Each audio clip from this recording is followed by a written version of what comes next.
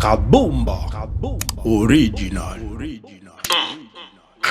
Mananga tanana luvom tene, tanana luvom tene, mananga tanana Davalt luvom tene, Rwikordz on the beat. tanana luvom tene, mi chipa ka luvom teaka, chipa ka luvom teaka, mi chipa ka luvom teaka, chipa ka luvom teaka. Hana maboto, nime na masufa no mavita.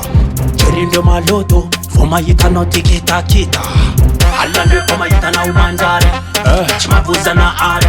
Vavane na domana tare, kanefa chita nyambata kani. Hizi mfula nga tapeta, anefa chimanda na tuneta. Mitatize zaka chimaveta, faizi karafaka saketa. Mananga tanana luvom tene, tanana luvom tene. Mananga tanana luvom tene, tanana luvom tene. Mi chipa ka luvom teaka, chipa ka luvom teaka. Mi chipa ka luvom teaka, chipa ka luvom teaka. Azamsio masinge luvom papa, sasa chitunga demilu maifa chimenchi mbomeana tatata.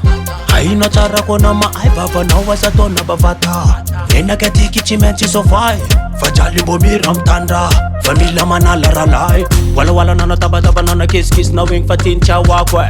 Ketit chis marsarera di kanzeng zetiak fondo ata. Mananga tanana luvom tene, tanana luvom tene. Mananga tanana luvom tene, tanana luvom tene. Mi chipa ka luvom teaka, chipa ka luvom teaka. Mi chipa ka luvom teaka, chipa ka luvom teaka.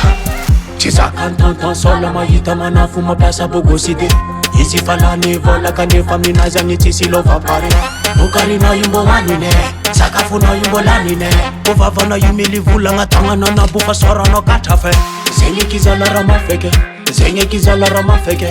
Miori kifona fachitete manefa vola na kote yichapase. Zenye kizala ramafeke, zenye kizala ramafeke. Miori kifona fachitete manefa vola na kote yichapase.